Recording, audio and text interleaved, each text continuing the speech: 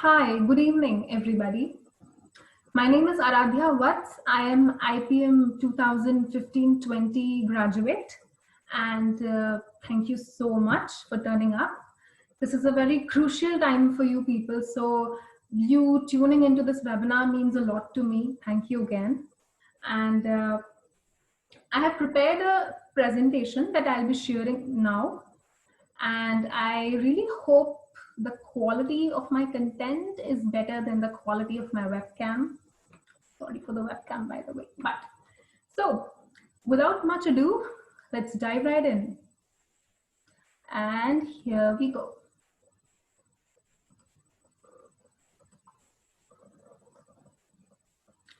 So I hope my screen is visible to all of you. And this is the PPT that I have prepared. Let me just scroll up to the beginning and we'll be good to begin. In the meantime, I would just like to run you through the format of the webinar. So this is a recorded session where we have tried to resolve the queries and doubts that you had about the IPM exam and the IPM course in general. So we have tried to answer your questions in this presentation. And these questions were submitted by you through Google form responses. And also we have collated a few popular questions that keep on popping up on different social media platforms so that we can, try to resolve all the popular queries that students face as far as this course and the exam is concerned. Meanwhile, please feel free to ask your doubts in the comments. We're all here in real time to reply to you, and we will try to resolve any specific doubts that you have on a one-on-one basis as well in the comment section. Okay? So I hope that works for all of us. I am pretty excited to begin. So let's do it.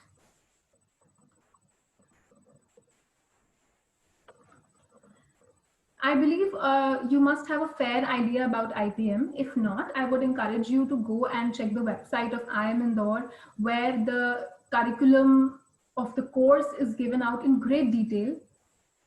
Also, the life on campus and the various extracurricular opportunities that are available to students have also been described in detail. So I would encourage you to check the website if you have not already. To put it in a sentence, IPM aims at creating socially conscious and contextually relevant business managers. So IPM aims to instill in you qualities like social consciousness and social sensitivity, so that when you become a manager, when you become a leader tomorrow, you do factor in social welfare in your business decisions. Moving on. In very short, in nutshell, IPM is a 5-year dual degree program.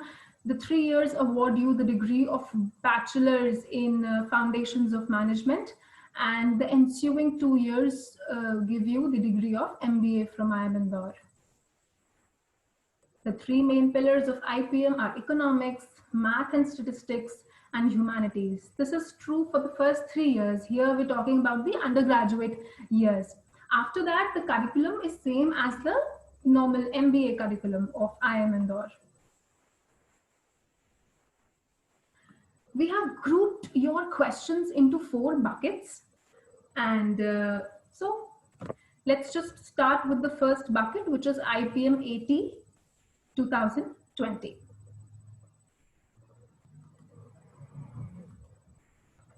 First of all, this is the revised structure of IPM AT. So earlier, your exam used to be of 120 minutes, but this time it's going to be of 90 minutes. This is true for IPM AT 2020. And the paper shall be divided into 3 sections: quantitative ability, MCQ type; quantitative ability, short answer type; and verbal ability, which is MCQ type. Things to be noted: the short answer type section does not have negative marking. Here, you are supposed to write a single digit, or like whatever the final answer that you have, you know, derived. You're supposed to write that final answer.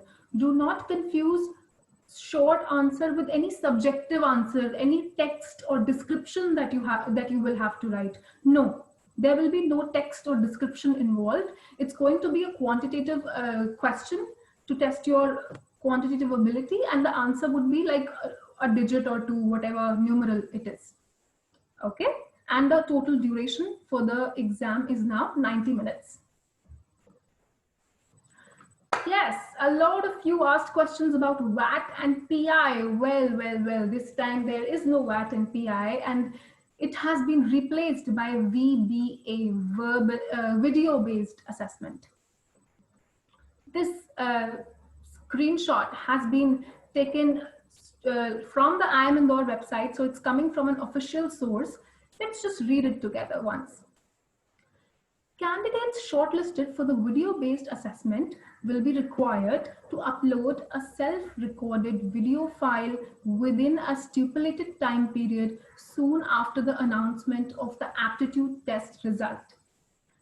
Now, how much time? We don't know. All that information will be given to you along with your aptitude test results. So you will get to know about this at that point of time. Candidates will be given a set of questions on which they will be required to record their video and upload it within the given time period. Candidates failing to upload the self-recorded video in the stipulated time will be disqualified from further selection process. So this is the new format for IPMAT 2020. Overall, the aptitude test score will account for a massive 85% of your total score, and the video-based assessment, or VBA, will be 15%. So this is what the journey looks like this year. Let's delve into some preparation tips. Since you do not have a lot of time left for IPMAT, it's on 7th September for IIM Indore, as far as I know. How can you make the best use of these few days that you have left? There is a minimum cutoff that you have to qualify in each of the 3 sections. So you cannot afford to be really good in one and below average or say poor in the other. You have to get a minimum respectable score in each of the sections. So at this point of time, if you feel that you need to improve your math or you need to work on your English, please do so. Because as I said, you will have to qualify a minimum cutoff in each of the sections. So whichever is your area of improvement according to you, please do focus on that. There are mock papers available on the IIM Indore website.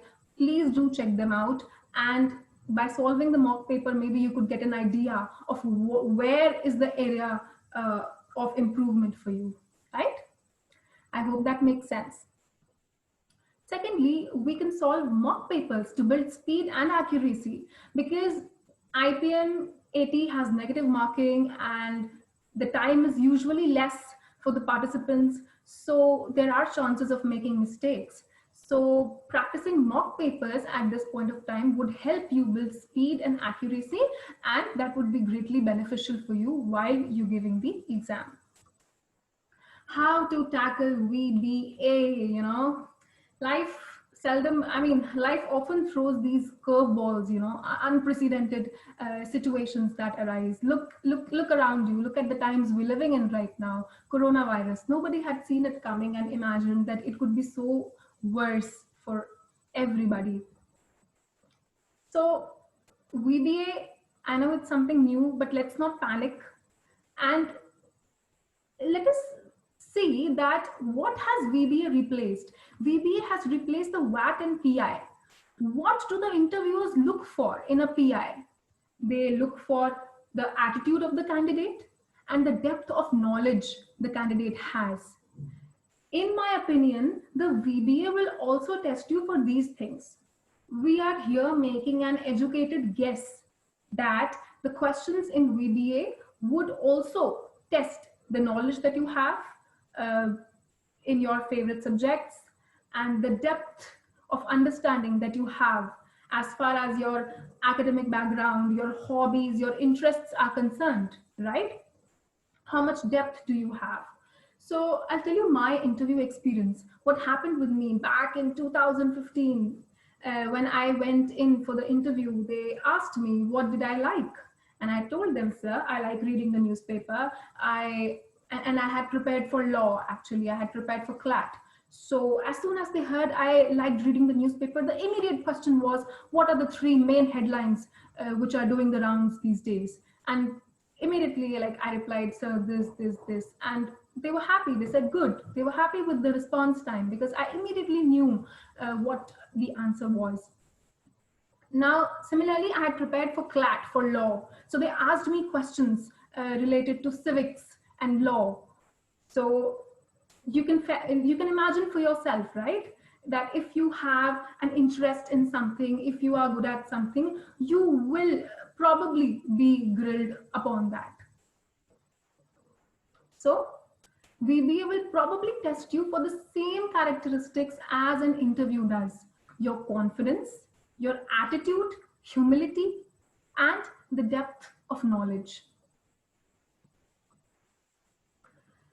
We're moving on to the second bucket now, which is IPMAT in general, how to tackle the test.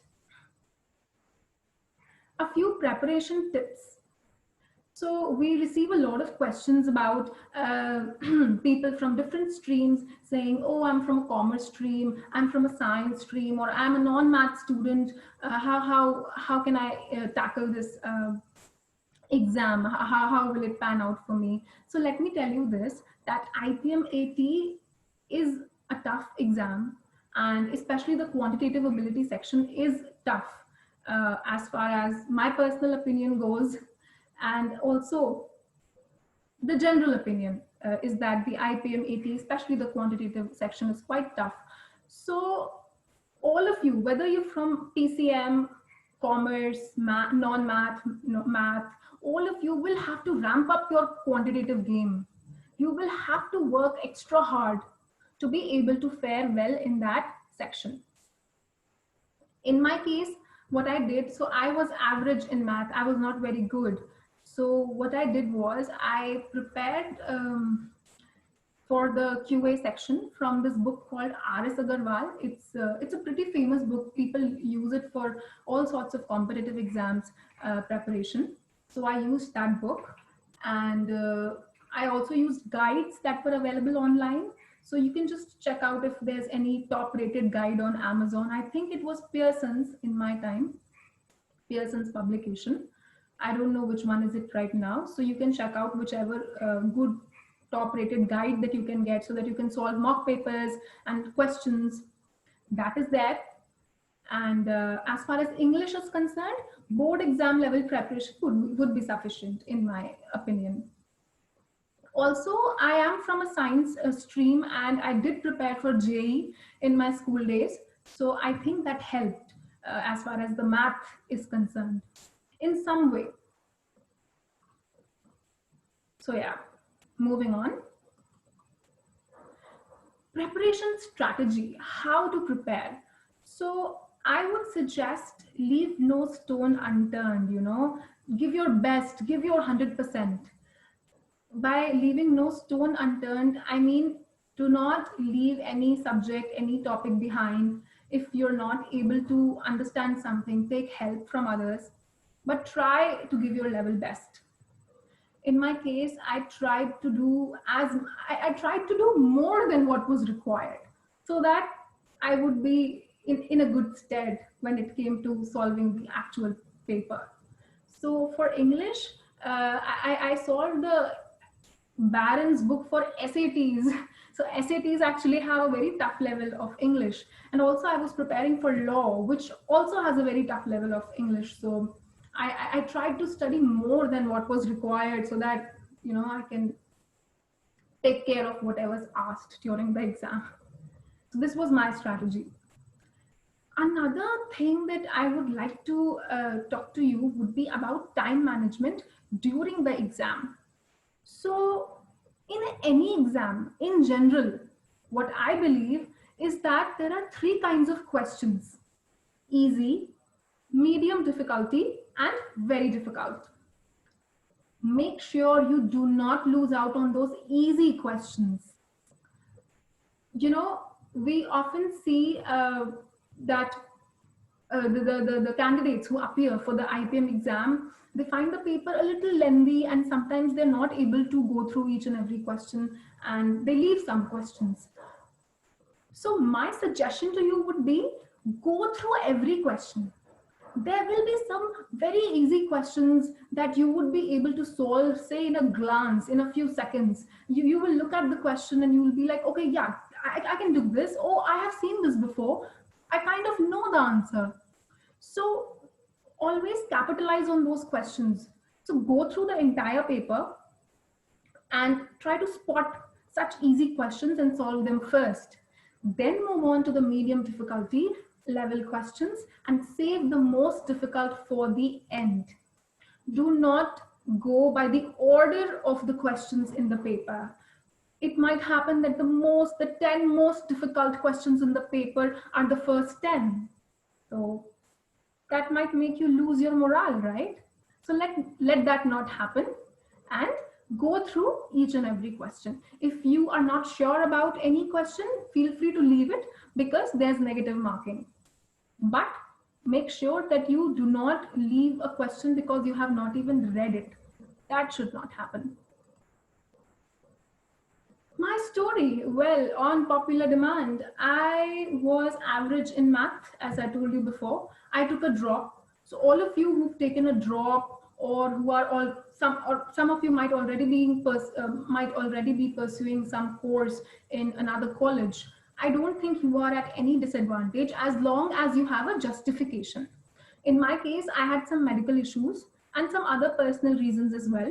So when asked in the interview, I told them, I told my story. So this happened with me, and hence I had to take a drop.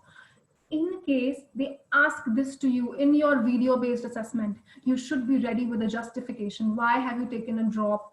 And why do you want to study IPM in the first place, right? What do you find interesting about the course? Why do you feel like you will gain a lot by being in IIM Indore? So these are some simple questions that you should be ready with. They are pretty basic, okay? I did not take any coaching, and I had like very few months to prepare for IPM. I got to know 3 months before the exam, and that's why I had just 3 months to prepare for IPM. And yeah, you people, on the contrast, have had a lot of time because the exam got postponed due to the pandemic and everything. So I feel all of you would be in a good place by now, right? Moving on. What type of candidates are they looking for? This is a very pertinent question that we've encountered. Well, the type of candidates they are looking for is academics oriented. Your past academics is a good indicator of your future academics. So for those of you who have scored decent marks in your 10th and 12th board examination, you wouldn't have anything to worry. For those of you who have not scored decent marks, because you know what happens, because of one or two subjects that we are not very good at, our overall percentage kind of goes down. If anything of that sort has happened with you, it's all right, because in the VBA or interview or whatever, you can say that my strength, my favorite subject is this, and let them grill you on that subject. Let them ask you questions. You will be able to defend yourself because of your depth of knowledge, as I mentioned earlier. So it's fine to be interested in a few subjects and be really good at those. In case your overall percentage is not good because of some subjects not turning out well for you, it's fine. Lastly, the candidate should be humble. Why do we need to be humble in life? Because I believe being humble gives you uh, this growth mindset, you know, this learning attitude. If you're humble, if you're down to earth, you will be always open to learn. And that will help you grow, help you evolve, and help you succeed in whatever you're doing. So it's very important for us to be humble. Confidence. Please do not confuse confidence with fluency in English. Being fluent in English is an acquired skill. You can learn it. Okay. So right now, if you are not very fluent in English, you do not have to worry about this. We received a lot of questions and concerns saying that I'm not very good at speaking. It's fine. It's fine. You know, you can always learn it later. It's an acquired skill, as I said. But being confident means being aware of what you are saying, being able to justify yourself. That is being confident, and confidence comes from the depth of knowledge. So if you know your subject, if you know what you're saying, you'll be in a good place. Okay, moving on.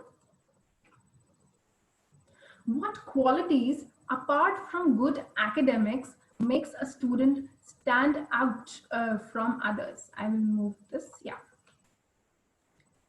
see, apart from good academics, attitude is one thing that we discussed, being humble and confident. And also, if you have any hobbies, interests, for example, you might be interested in sports.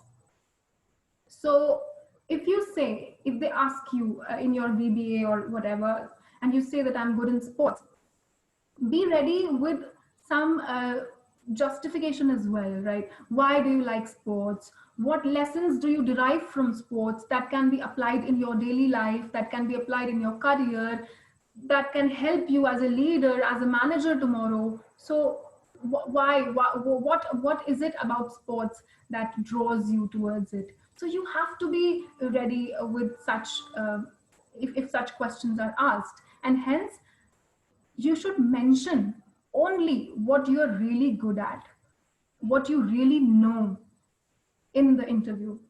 Do not take names of things that you are not 100% sure about. Okay? And if you have some extracurricular achievements, they will also count. So they will also help you, stand out from the others. How much math is needed to crack IPM 80? Well, I would, I will let you digest that for a moment. A lot. QA is tough. The quantitative ability section is tough. And hence, as I mentioned before, you need to ramp up your QA game if you need to be shot about doing well in IPM 80.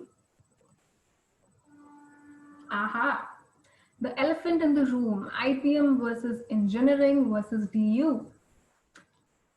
Or any university in general. I just wrote DU because there were a lot of questions about DU. So I wrote DU, but any university. So the answer is within you, and only you can decide for yourself. Only you can tell yourself what to do. Think about it. What kind of a person are you? Is there a subject that appeals to you a lot? Maybe physics, maybe history. Do you want to get a specialized degree in that subject? Do you want to further your career in that subject? If yes, then please go for a specialized course for a bachelor's degree from a university, right? If you feel you're passionate about sciences and engineering, then why not? If you feel that you are a generalist, you like variety, you like studying a lot of subjects, you like interdisciplinary studies, then IPM is the place for you. If you would like to explore these fields of statistics, economics, political science, culture, ethics, history, business etiquettes, language, communication, if all of this is what interests you, then I would encourage you to go for IPM. And hence, I would reiterate to please visit the website and study the IPM curriculum in detail so that you get a fair idea of what the course is about. We're moving on to the third bucket, which is IPM, the course in general. Life at IPM can be defined by one word, that is opportunities. If you want to do research, go up to a professor of your choice and request them for a project that you could assist them on. If you find a particular subject interesting, you can follow up with the faculty, after the class, and then talk to them about doing some research with them. If you're interested in entrepreneurship, I would like to tell you that a lot of students in IPM have started their own ventures in those 5 years of studies, including me. So I had a thing which ran for a couple years. It's shut now. But I can give you an example. Five Owl Films. They are a media company, and they're composed of IPM students who are currently studying in the course. So I would encourage you to check out their YouTube channel and everything. Five Owl Films. They're pretty good. If you're interested in social work, there'll be a lot of opportunities. There are clubs, committees doing social work. There are volunteer organizations. We have even adopted government schools around the campus where we go once a week to teach underprivileged students. And this is just the icing on the cake. There's a lot of it. And also the mission of the program being to make you into a more socially conscious individual. Social work is definitely something that is there in the campus, and something that you will get to indulge in a lot when you go there. Networking with your peers, with your seniors, juniors. Also, there is the PGP batch, the postgraduate batch, right? The ones who give CAT. They're there in the campus. You can network with them. Many of them come with work experience. You could talk to them, make friends with them, and learning in the classroom, learning outside the classroom. So there was a question about the IPM curriculum being so vast, but is it in depth? Do we study all these things in depth? Well, yes, and it's pretty rigorous, I get it, but it is in depth. So you will get to learn a lot inside the classroom, and outside the classroom also you will get a lot of opportunities. There are student committees, clubs, special interest groups, fests, whatnot. So anything and everything that you would like to indulge in, I believe IPM offers you all of that. Exit options. There are formal exit options after 3 years of undergraduate studies. You can choose to give CAT, GMAT, or any other exam that you want. There's also an option to take a sabbatical. So since this is the first year where we are offering this option, so I don't have any past data to give you, but I can give you an overview. So a sabbatical is like a person after completing 3 years of their study at IIM Indore, one goes out, takes a sabbatical of, I think, 1 year is the duration, if I'm not wrong. I would still encourage you to cross-check this from the website. So the person goes out for a year, they work, gain some work experience, and then come back to finish their MBA from IIM Indore, while the institute reserves their seat in the PGP batch for 4th year onwards. So a person can take a sabbatical, they can go work, they can research, do whatever they want. This beautiful question that we came across. So I have just copied and pasted it over here for all of us to read. Do you think that after a stay of 3 to 5 years at IIM Indore, the batch, which once comprised of students of various skills and interests, gets converted into a batch of students having similar skill sets and interests? If yes, what do you think is the reason? And if no, justify. Well, my answer is no. I'll tell you why. The IPM curriculum is so vast, it's so diverse. Not everybody is going to like all the subjects equally. There will be some subject that you will find super interesting, and you will feel like building a niche in that subject. So this is the first differentiator. which will differentiate you from the others, where you are building your niche. You might build your niche in psychology. You might find psychology very interesting and decide to do some projects around psychology and do some research and have it, as a point on your resume moving on. So not everybody will like all subjects equally. So there is where the first differentiator comes. Secondly, uh, there are opportunities, as I mentioned, right? There are so many opportunities in the campus, research and networking and extracurriculars, so many things to do. So not everybody will avail of the same opportunities, right? So that is where the second differentiator comes in. What kind of opportunities do you choose to pursue? That is what will set you apart from others. And thirdly, all of us are unique people, right? We come with our own mindset, our own attitude and point of view. We're all so unique and we are bound to have unique journeys in IPM and in life as well, right? So no two journeys are going to be same because no two people are same. So I think the key is to recognize yourself, what you are, what you have, and then pitch it accordingly.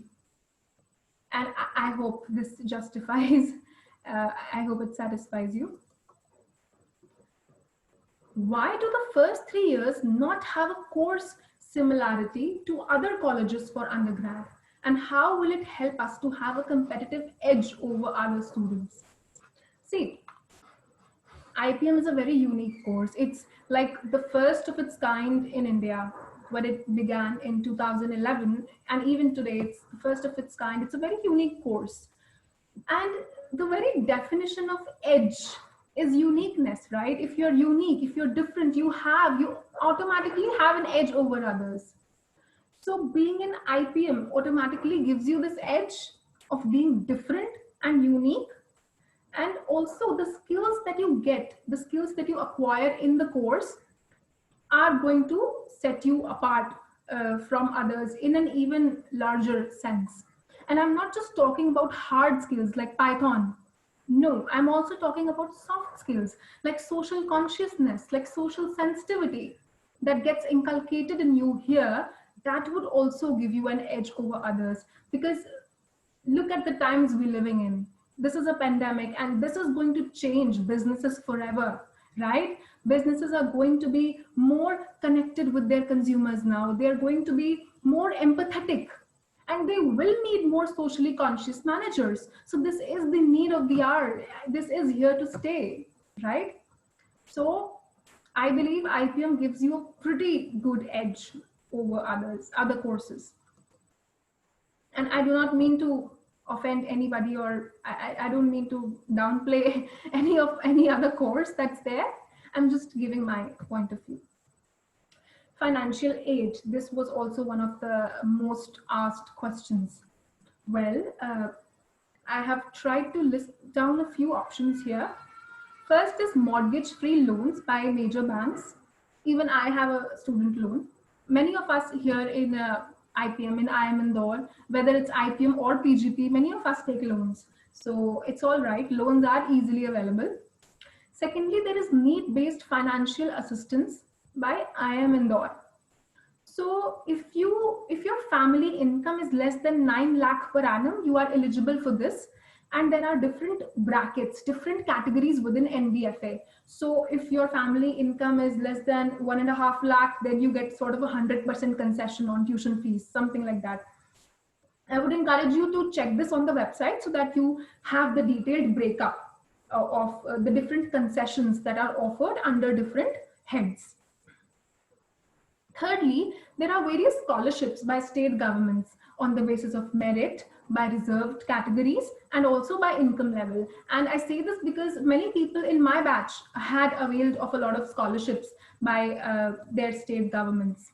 And we also used to get a lot of emails when we were studying in IIM Indore. The IPM office, the PGP office used to send us emails of any recent scholarship schemes that have come up, by the government. So we also have an option to avail that. I hope that helped. This is the last bucket of questions that we're moving on to. I hope you're enjoying the session up till now.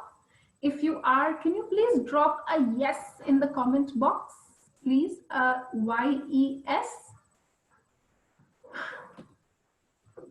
Thank you so much. Coming to future prospects. IPM versus PGP. What are the opportunities, right? How is the course different from IPM, IPM and PGP, and how are the placements different? See, the course is exactly the same. We study in the same classroom, we solve the same assignments, we give the same exams, and we are ranked on a similar level. Okay, so the course is exactly the same. The opportunities offered by IIM Indore are exactly the same. There are student bodies in PGP also. By PGP, I mean your 4th and 5th year after your undergrad studies. So there are similar opportunities in PGP. There are student bodies, there are fests, there are research prospects, a lot of it, networking, and so there is absolutely no differentiation in terms of the opportunities that you are offered and in terms of the course as well. When it comes to placements, there are few organizations which I feel do not open for IPM currently because they don't know it well enough, because it's a relatively new course, but that is changing very soon. And we see year on year more and more companies opening up. So by the time you people are there for your placements, I don't think it would be even an issue, even something that's up for discussion. Also, a little note that I would like to add here. I think we need to get rid of this IPM versus PGP mindset. There is no versus. You're all together in this. You will make friends with each other, and you will solve assignments together. You will form teams for competitions, and you will participate together. And for me, the PGP experience has been beautiful. I have made really good friends, and yeah. So it will all turn out to be very beautiful, trust me. There is no versus anyone versus anyone here. All of us are in this together. Any strategies that could help tackle different situations during the program? Different situations. Heartbreaks, right? Rejections. But we're not here to talk dating advice. Let's stick to what we are here for. One of the most common, stressful situations that we come across is academic stress. So I would say that making friends. Now, this might sound, it might not sound very logical to you right now, but making friends goes a long way. I used to do group studies all the time. In my first year, excuse me, I'll just drink some water, hope you don't mind.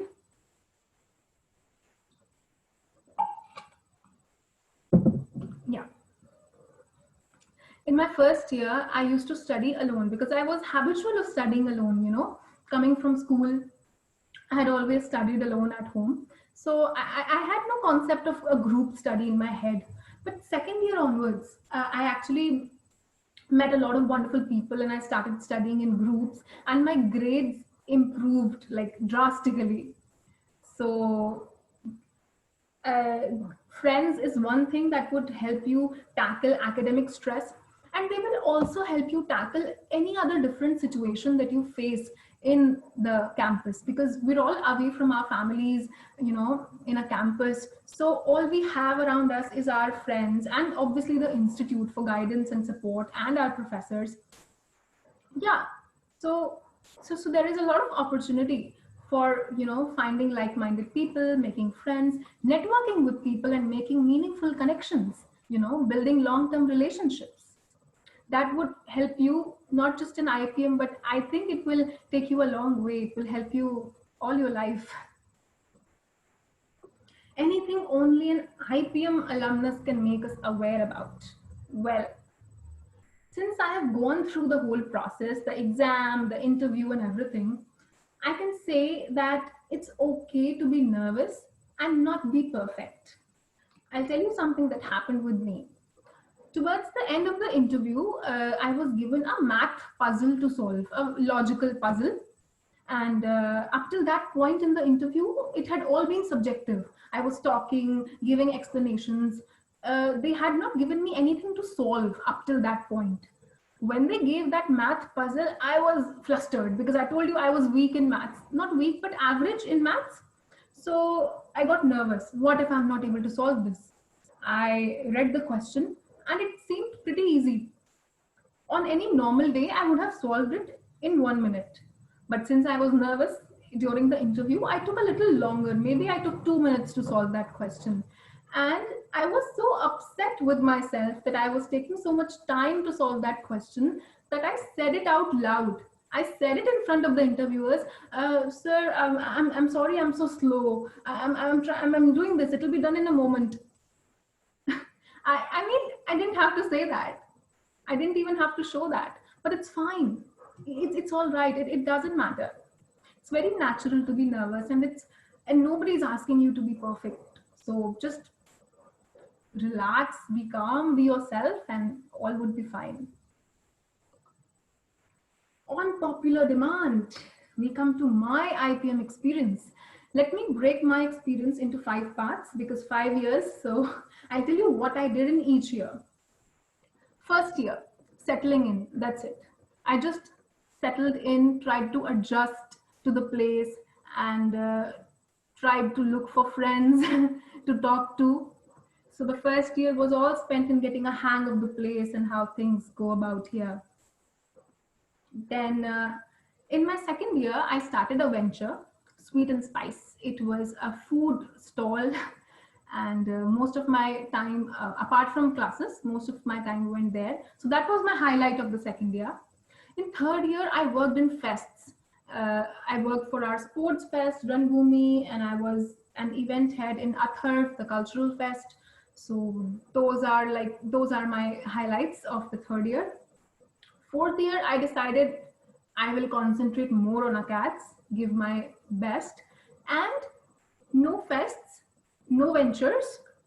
Let's spend this year trying to meet new people and making friends.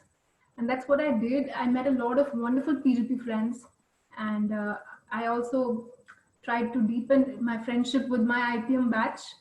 So yeah, fourth year was all about people and studies. Fifth year was about foreign exchange. I went to France in my final year, so that was the highlight. And academics, of course, and competitions. So in fifth year, I participated in a lot of competitions. This is my IPM experience. It's been wonderful. I cannot possibly explain all of that to you here right now. Maybe some other day. Moving on. That was all. That was the presentation. Thank you so much for coming. It means a lot to me. It means a lot to us at IPM Media PR Committee as well. And I would also like to thank the IPM Media PR and Outreach Committee for helping me organize all of this and helping me reach out to you all. So thank you again for turning up and being such a nice audience. And lastly, I have a bit of, I wish you all the very best for your exam and for your life. Please reach out to us if you have any further doubts. We'll be more than happy to address them. These are the details of IPM Media Committee and my personal details as well. I even would have preferred a cup of coffee if not for the pandemic. Some other day. I would request the Media PR Committee to put all of these links in the description so that you can easily access them. Also, I plan on opening up my YouTube channel sometime soon to give exam tips and all of that. So if that happens, I would request the IPM Media Committee to put that in the description of this video as well. So if that happens, I'm still trying to figure my way out around all of that. That was all, dear people. I am going to stop sharing my screen now.